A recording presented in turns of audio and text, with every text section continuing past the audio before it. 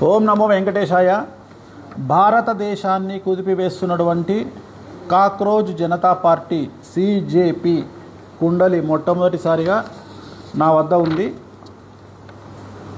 So ఈ కుండలి దీని ద్వారా సిజేపి పార్టీ యొక్క భవితవ్యం ఎలా ఉండబోతా ఉంది అనేటువంటి విషయాన్ని మనం తెలుసుకునే ప్రయత్నం చేద్దాం. సో సింహలగ్నంలో ఉండేటువంటి సిజేపి పార్టీ యొక్క కుండలి రాహు మనకు లగ్న కుండలి ప్రకారం కనుక తీసుకున్నట్లయితే రాహు 7వ ఇంట్ల, శని 8వ ఇంట్ల, 9 కుజుడు, 10 రవి బుధ చంద్రుడు, 11 శుక్ర గురువులు. సో ఇక్కడ బుధాదిత్య యోగం కనిపిస్తూ ఉంది. రవి బుధుల కలయిక బుధాదిత్య యోగం కనిపిస్తూ ఉంది. అందుకనే విపరీతమైనటువంటి అటెన్షన్, విపరీతమైనటువంటి క్రేజు, విపరీతమైనటువంటి పబ్లిసిటీ వీరికి వచ్చింది, సిజేపీకి వచ్చింది.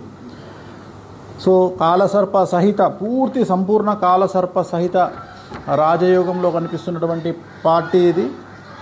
సో 2026 అంటే ఈ సంవత్సరం అక్టోబర్ 31 వరకు దశాచిత్రం ప్రకారంగా వీళ్లకు విపరీతమైనటువంటి క్రేజ్ ఉండే అవకాశం ఉంది.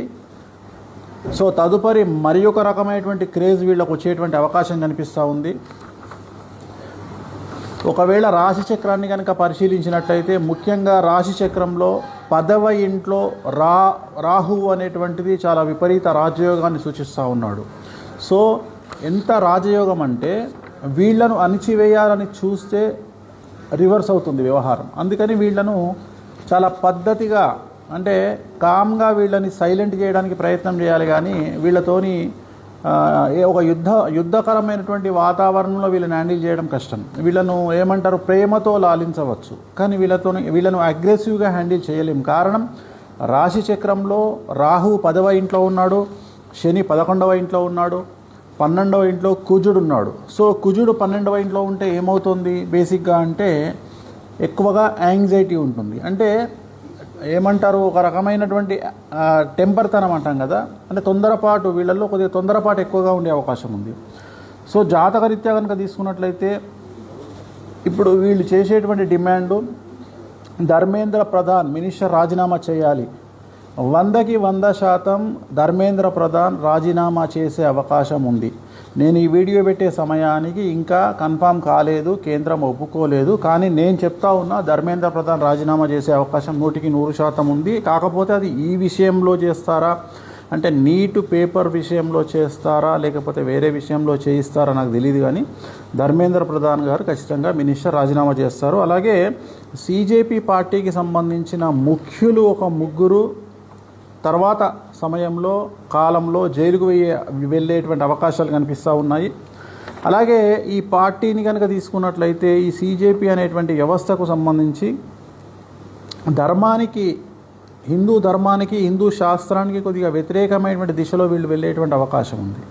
అంటే వీళ్ళు ధర్మము అనేటువంటి మాట పట్టించుకోకుండా కొద్దిగా డిఫరెంట్ స్టైల్లో వెళ్ళే అవకాశం ఉంది.